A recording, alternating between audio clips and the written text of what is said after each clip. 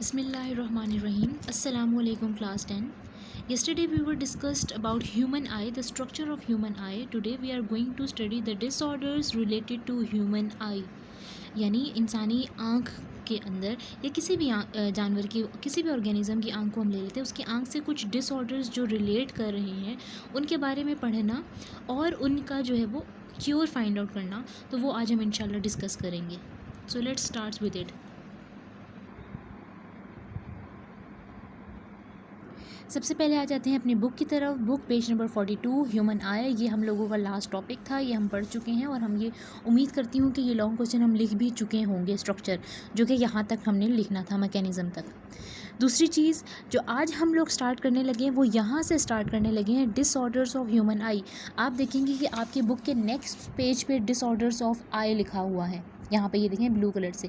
लेकिन बताती चलूँ कि हमारा पेज नंबर 43 पर भी लास्ट के 2 पैराग्राफ्स के अंदर 2 बीमारियाँ यानी 2 डिसऑर्डर्स, डिजीज़ डिस्कस की गई हैं, जिसको नाइट ब्लाइंडनेस और कलर ब्लाइंडनेस कहा जाता है. तो बेसिकली मैंने यहाँ से आज का टॉपिक स्टार्ट करना है, जिसका नाम क्या है, डिसऑर्डर्स ऑफ आई.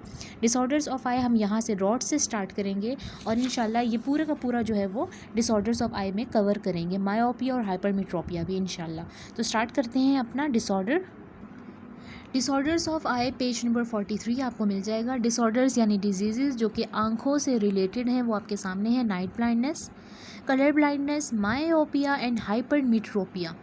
ये 4 डिजीज़ हम डिस्कस करेंगे, उनकी सिम्टम्स डिस्कस करेंगे और इसकी क्या कंडीशंस होती हैं ये डिस्कस करेंगे और इसके अलावा एंड पर इसका क्योर भी डिस्कस करेंगे. सबसे पहले चलते हैं नाइट ब्लाइंडनेस की तरफ. नाइट ब्लाइंडनेस आपके सामने है. आपके रॉड्स जो कि आपके कौन से सेल्स हैं, कुछ स्पेसिफिक फोटोसेंसिटिव सेल्स हैं जो कि रेटिना में मौजूद होते हैं, जिसके अंदर कौन सी प्रोटीन होती है, रोडोप्सिन प्रोटीन होती है, जो कि कहाँ से आती है, विटामिन ए से आती है. ये रोडोप्सिन प्रोटीन लाइट के प्रेजेंस में क्या काम करती है और जब लाइट नहीं होती, अंधेरा होता है, डार्कनेस होती है, तब क्या काम करती है, ये दोनों कंडीशंस हम देखेंगे. रोडोप्सिन प्रोटीन रॉड्स यानी अंधेरे को डील करती है. जब लाइट होगी आपकी ये प्रोटीन ब्रेक हो जाती है, रोडोप्सिन प्रोटीन टूट जाती है और नर्व इम्पल्स इंडक्ट करती है, यानी आपका मैसेज आपकी आंख से लेकर आपके ब्रेन तक पहुंच जाती है कि आपने क्या चीज़ देखी है या क्या चीज़ आपकी लाइट जो है वो आपकी आंखों में ज़्यादा पड़ी है. ये बेसिकली नर्व इम्पल्स या मैसेज जो है ये कंडक्ट करती है.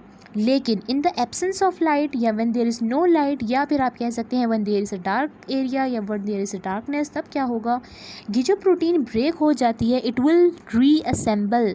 ये प्रोटीन दोबारा से रीअसेंबल होगी यानी रीजॉइन होगी, दोबारा से बन जाएगी जिस फॉर्म में ये होती है, और कोई भी नर्व इम्पल्स इंडक्ट नहीं करेगी क्योंकि अंधेरा है, आपको तो कुछ नज़र ही नहीं आ रहा. अंधेरे में कौन सा मैसेज आपके ब्रेन में जाएगा, कोई मैसेज नहीं जाएगा. आपके ब्रेन में कोई इस किस्म का मैसेज नहीं जाएगा कि आपने ये देखा है या ये देखा है या आपने कोई और चीज़ देखी है. तो आपको अंधेरे में क्या होगा, प्रोटीन रीअसेंबल हो जाएगी, जबकि अगर लाइट वगैरह होगी तो ये प्रोटीन ब्रेक होगी. और जैसे ही प्रोटीन ब्रेक होगी आपके ब्रेन के पास आपका जो नर्व्स हैं वो नर्व इम्पल्स जो हैं वो मैसेज लेकर जाएंगी और इंडक्शन होगी आपके मैसेज की.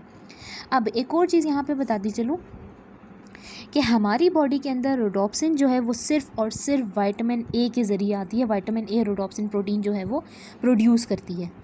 अगर ये सोर्स विटामिन ए का सोर्स हमारी बॉडी से निकल जाता है या हम विटामिन्स लेना ही छोड़ देते हैं, कुछ सप्लीमेंट्स होते हैं, कुछ सब्जियां या फिर फल वगैरह ऐसे होते हैं जिसके अंदर विटामिन ए मौजूद है, अगर हम ये खाना ही छोड़ देंगे, सबसे ज़्यादा अफेक्ट क्या होगा, हमारी आँखों पे होगा और हमें अंधेरे में नज़र नहीं आएगा, यानी रात के वक्त नज़र नहीं आएगा. वो लोग, कुछ ऐसे लोग होते हैं जिनको रात के वक्त नज़र नहीं आता, वो नाइट ब्लाइंडनेस के जो है वो पेशेंट्स होते हैं, क्योंकि उनके अंदर विटामिन ए की बहुत ज़्यादा डेफिशिएंसी होती है. इसीलिए कहा जाता है हर विटामिन जो है वो अपनी इंपॉर्टेंस रखता है और उसको अपनी डाइट में रखना चाहिए. नाइट ब्लाइंडनेस कंप्लीट हो गया है. अब चलते हैं सेकेंड डिसऑर्डर की तरफ. Night blindness complete, second disorder है हमारे पास कलर ब्लाइंडनेस. कलर ब्लाइंडनेस देख लेते हैं. Now comes to the colour blindness. Colour जो है अगर आप नहीं डिस्टिंग्विश कर सकते या कोई भी पेशेंट नहीं देख सकता तो हम कह सकते हैं वो कलर ब्लाइंड है. अच्छा, कलर हम लोगों ने कल पढ़ा था कि कौन से सेल्स फोटोसेंसिटिव सेल्स हैं जो कि डिस्टिंग्विश करेंगे cones. These are cones. So basically first, second and third 3 types हैं कोन्स के सेल्स की. एक ब्लू कलर को डिस्टिंग्विश करता है, एक ग्रीन को, और लास्ट में जो है वो एक रेड को, यानी रेड ब्लू ग्रीन। ये 3 कलर्स हैं जो कि आपके कोन्स बहुत आसानी से और बहुत अच्छे तरीके से डिस्टिंग्विश कर सकते हैं। कोन्स के अंदर, कोन्स सेल्स के अंदर आपके पास आयोडोप्सिन प्रोटीन होती है। आयोडोप्सिन प्रोटीन जो है क्या करती है, if there is any type of cone is not working the cone will not distinguish the colour. Any type of cone, मैंने आपको क्या बताया अभी, कितने कोन्स की टाइप्स हैं, 3 टाइप्स है। हर कोई एक डिफरेंट कलर को डील करिए, जो कि यहाँ पे है रेड ग्रीन ब्लू।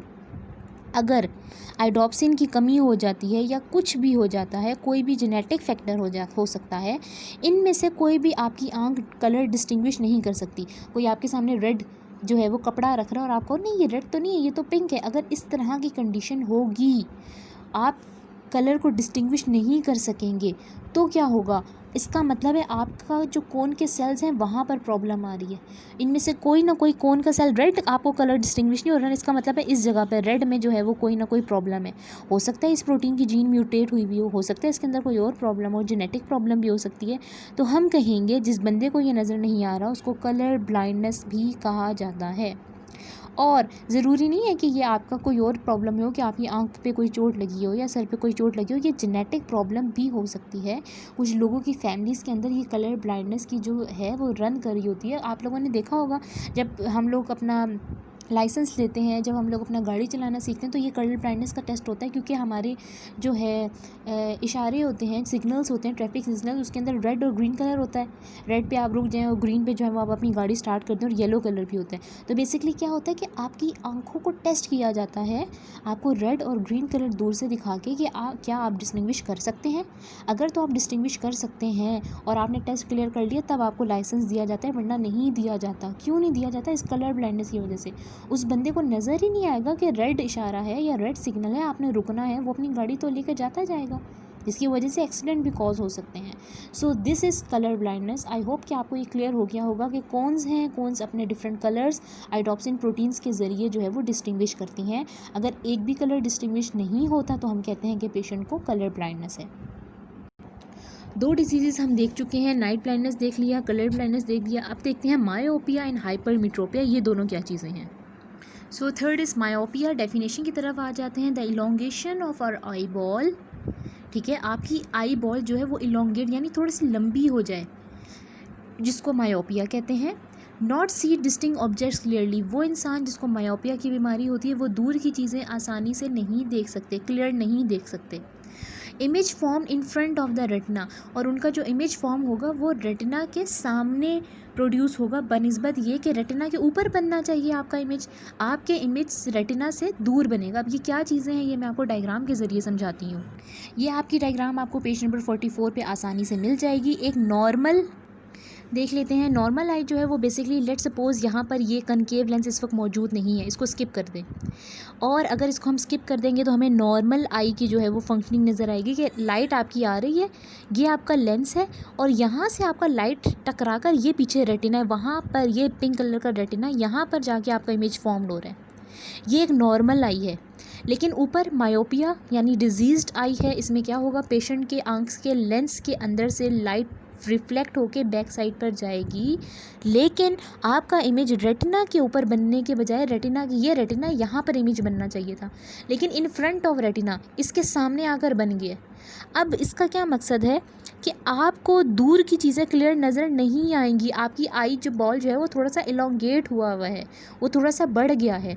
इसकी डिज़ीज़ को क्योर करने के लिए क्या किया जाता है, ये वाली डिज़ीज़, इसको क्योर करने के लिए कनकेव लेंस जो है वो लगाया जाता है। बेसिकली हम क्या करते हैं, स्पेक्टिकल्स लगा लेते हैं या ग्लासेस लगा लेते हैं जिसके अंदर कनकेव लेंस होता है। 2 लेंसेज होते हैं बेटा, कनकेव और कॉन्वेक्स, वो भी आप जानते हैं। कनकेव लेंस क्यों यूज़ किया जाता है, मायोपिया के केस में कनकेव लेंस यूज़ किया जाता है। अब देखें यहाँ पर in front of retina image बन रहा था, लेकिन जैसे ही मैंने कनकेव लेंस रखा, लाइट आई लेंस के साथ जो है वो टकराई, रिफ्लेक्ट बैक हुई और रेटिना के ऊपर डायरेक्ट जाकर आपका इमेज बना, आपको क्लियर इमेज नज़र आएगा। जबकि मायोपिया के केस में आपको दूर के ऑब्जेक्ट्स क्लियर नज़र नहीं आ रहे थे, धुंधले धुंधले नज़र आ रहे थे। कनकेव लेंस की ग्लासेस लगाने से या स्पेक्टिकल्स लगाने से आपको आपके दूर के ऑब्जेक्ट्स भी क्लियर नज़र आना शुरू हो गए हैं। This is myopia and this is it's treatment. Myopia का अगर अदर नेम देख लें तो उसको शॉर्ट साइटेडनेस भी कहते हैं। शॉर्ट साइटेडनेस मतलब वो बीमारी जिसके अंदर आप दूर की चीज़ों को नहीं देख सकते। इसके अलावा क्योर उसका क्या है, मैंने आपको बताया कि कनकेव लेंस यूज़ किया जाता है। ये ज़्यादातर बीमारी बच्चों में या एडल्ट्स यानी जवान लोगों में होती है, क्योंकि उनको दूर की चीज़ें जो हैं वो क्लियर नज़र नहीं आती, क्योंकि बेसिकली वो मोबाइल्स और लैपटॉप्स वगैरह इतना यूज़ करते हैं, और जिसकी वजह से उनके जो है वो आइस के जो है आई बॉल जो है वो इलोंगेट कर जाता है। और बेसिकली मायोपिया की एक स्पेशल करेक्टर या आप डिस्टिंग्विश ऐसे भी कर सकते हैं कि कोई आपको अपनी ऐनक का नंबर बताए कि मेरा जी -2.1 है या -1.5 है, तो यहाँ पे याद रखिए बेटा, जिसकी माइनस होगी ना उसकी आई साइट, तो इसका मतलब है वो मायोपिया है, वो दूर की चीज़ नहीं देख सकता, ठीक है। और जिसकी पॉजिटिव होगी वो भी मैं आपको आगे बताती हूँ। अब आ जाते हैं दूसरी डिजीज़ की तरफ, हाइपरमेट्रोपिया। हाइपरमेट्रोपिया की डेफिनेशन की तरफ आ जाते हैं। इसमें आई बॉल शॉर्टन्स हो जाता है। ऊपर मायोपिया में इलोंगेट होता था, जबकि हाइपरमेट्रोपिया इससे बिल्कुल उलट है। मायोपिया में क्या देखा था, not see distinct objects clearly, आप दूर के ऑब्जेक्ट्स आसानी से या फिर क्लियर नहीं देख सकते। लेकिन यहाँ पर क्या है, not see near objects clearly. अब आपको हाइपरमेट्रोपिया में नज़दीक की ही चीज़ें नज़र नहीं आ रही, धुंधली नज़र आ रही। सामने आपके पास बुक रखी हुई है, आप वो लफ्ज़ पढ़ ही नहीं पा रहे क्योंकि आपको वो धुंधले नज़र आ रहे हैं। Images form behind the retina. यहाँ पर क्या था, in front of the retina आपका इमेज बन रहा था, लेकिन बनना कहाँ चाहिए, रेटिना के ऊपर। यहाँ पर भी कुछ मसला आ रहा है, image is form behind the retina. अब रेटिना के पीछे जा रहा है आपका इमेज, फिर भी आपकी आंखों में मसला होगा, आपको इमेज क्लियर नज़र नहीं आएगा। इसका दूसरा नेम है long sightedness. Long sightedness basically क्या है कि आपको करीब की चीज़ें नज़र नहीं आ रही होती। ये ज़्यादातर बुज़ुर्गों में ये बीमारी पाई जाती है कि उनको किताब नहीं नज़र आती, उनको कुछ लिखा हुआ नज़र नहीं आता। वो कहते हैं पहले हमारी ऐनक लेके आओ, फिर हम पढ़ के बताएंगे। तो बेसिकली ये भी एक निशानी है कि लॉन्ग साइटेडनेस जो है वो ज़्यादातर ओल्ड पीपल में होती है। क्योर इसका क्या है, कन्वेक्स लेंस यूज़ किया जाता है। और एक जो निशानी जो जिससे आप लोग पहचान सकें कि ये कौन सा है, मायोपिया है या हाइपरमेट्रोपिया, आपके पेशेंट्स आपके घर में मौजूद हैं, आप उनसे जस्ट किसी से भी उसकी क्लासेस का नंबर पूछ लें कि आपने कौन से नंबर की क्लासेस पहनी हुई। अगर तो वो कहेगा ना +1.5, आप समझ जाएंगे इसको नज़दीक की चीज़ें नज़र नहीं आती। बेशक आप कंफर्म कर लें, पूछ लें, आपको नज़दीक की चीज़ें नज़र नहीं आती, वो कहेगा जी, फिर आपको समझ आ जाएगी कि ये हाइपरमेट्रोपिया का पेशेंट है। इसी तरह +5.7 कोई भी हो सकता है। प्लस के साथ कोई भी चीज़ होगी तो दिस इज़ हाइपरमेट्रोपिया, और माइनस के साथ कोई भी चीज़ होगी दिस इज़ मायोपिया। अब डायग्राम देख लेते हैं। So this is the diagram on page number 44, hypermetropia.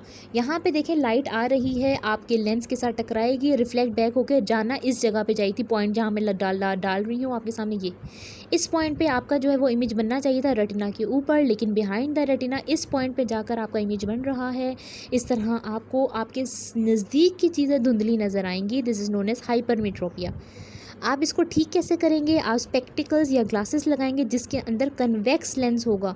अगर आप बुज़ुर्गों की ऐनक उठा के देखें, उसमें बहुत मोटे मोटे शीशे होते हैं। वो मोटे क्यों होते हैं, क्योंकि वो कन्वेक्स लेंस होते हैं। कनकेव लेंस जो हम लोग लगा रहे हैं हमारी एज में, वो थोड़े से बारीक होते हैं, जबकि कन्वेक्स बहुत मोटे होते हैं, इस तरह के वो बाहर की तरफ निकले हुए होते हैं।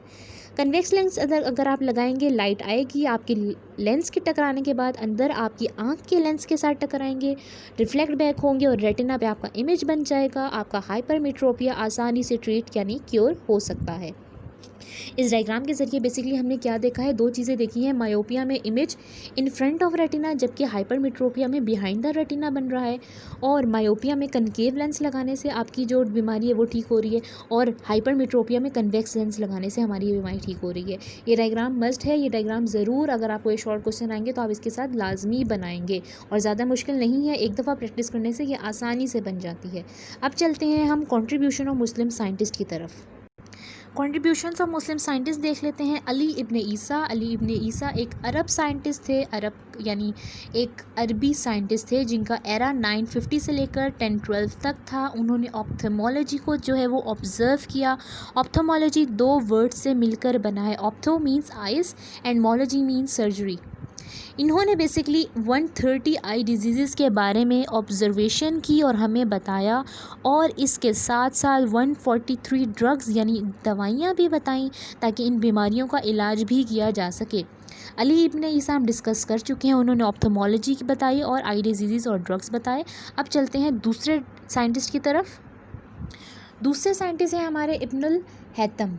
इब्नुल हैथम का नाम आपने जो है वो सुना होगा, आपको पेज 45 पे इब्नुल हैथम जो है वो टॉपिक मिल जाएगा। इब्नुल हैथम भी आपके पास एक अरब साइंसदान था जिनका एरा 965 से 1039। This will be your MCQs, इसका ख्याल रखिएगा, इनका एरा आपके सामने है। बेसिकली इन्होंने हमें बेसिक रूल्स या बेसिक प्रिंसिपल्स बताए आँखों के मुतल्लिक और बीनाई के मुतल्लिक, यानी विजन के मुतल्लिक। ठीक है, किस विजन पे, किस बेसिकली रूल पे ये जो है वो डिस्कस किया इन दोनों को। इसके अलावा इनको फादर ऑफ ऑप्टिक्स कहा जाता है। ठीक है, क्योंकि इन्होंने एक किताब लिखी जिसको बुक ऑफ ऑप्टिक्स कहा जाता था। उस किताब में उन्होंने principles of I and vision बताए, यानी आँख और बीनाई के उसूल बताए, उनके रूल्स एंड रूल्स बताए। इसके अलावा बुक ऑफ ऑप्टिक्स उन्होंने ख़ुद लिखी। उसके अलावा उन्होंने मेडिसिन और आई सर्जरी के बारे में भी बताया और पिन होल कैमरा के बारे में पहली दफ़ा डिस्कस किया कि पिन होल कैमरा होता क्या है। इन तमाम कंट्रीब्यूशंस की वजह से, ये जो आपके सामने बॉक्स में लिखी हुई हैं, इन तमाम कंट्रीब्यूशंस की वजह से उनको फादर ऑफ ऑप्टिक्स कहा जाता है और माना भी जाता है। इब्नुल हैथम तक यहाँ पर हमारा जो है कंट्रीब्यूशंस मुस्लिम साइंटिस्ट के क्लियर होते हैं, ख़त्म होते हैं। पेज 45 तक आज का टॉपिक था। इंशाल्लाह नेक्स्ट टॉपिक में ईयर डिस्कस करेंगे। आज का जो है वो हमारा एक्सरसाइज में 2 क्वेश्चंस बन रहे हैं, वो भी देख लेते हैं। So this is our exercise page number 54। हम लोग तकरीबन शॉर्ट क्वेश्चंस में 1 2 3 4 5 6 शॉर्ट क्वेश्चंस हम कंप्लीट कर चुके हैं। आज 54 पेज पे 7th short question, how would you associate the role of vitamin A with vision and effects of its deficiency on retina. यानी विटामिन ए, मैंने अभी आपको पढ़ाया कि विटामिन ए की अगर डेफिशिएंसी हो जाएगी तो क्या होगा, रोडोप्सिन्स नहीं बनेंगे, आपकी आइज़ जो हैं वो नाइट ब्लाइंडनेस की तरफ चली जाएंगी। तो बेसिकली ये 7th क्वेश्चन लिखना है। इमेजेस आपको आपके टॉपिक के साथ, आपके लेक्चर के साथ, आपके लिंक के साथ अटैच कर दिए जाएंगे, तो ये आप वहाँ से देख सकते हैं। आप आ जाते हैं लॉन्ग क्वेश्चन की तरफ। फर्स्ट 4 लॉन्ग क्वेश्चन हम कर चुके हैं। आज जो बेसिकली हमने करना है वो करना है लॉन्ग क्वेश्चन नंबर 6। ये इसको मैं मार्क कर रही हूँ। What are short sight and long sight problems and how can we this can be treated. तो ये शॉर्ट साइटेडनेस, लॉन्ग साइटेडनेस यानी मायोपिया और हाइपरमेट्रोपिया जो आज हमने पढ़ा है, वो तमाम का तमाम विद डायग्राम हमने अपनी कॉपी पे लिखना है। और इसके अलावा long question number 8, relate the contribution of Ibnul हैथम and Ali ibn Isa with the knowledge about the structure and treatment of eyes. तो ये भी आपको जो है वो दे दिया जाएगा। कोई भी क्यूरी हो तो आप मुझसे कमेंट्स में या फिर आप मुझसे वॉइस मैसेज में पूछ सकते हैं। उम्मीद करती हूँ यहाँ तक क्लियर हो गया होगा। अगले टॉपिक के साथ मुलाकात होगी। अल्लाह हाफ़िज़।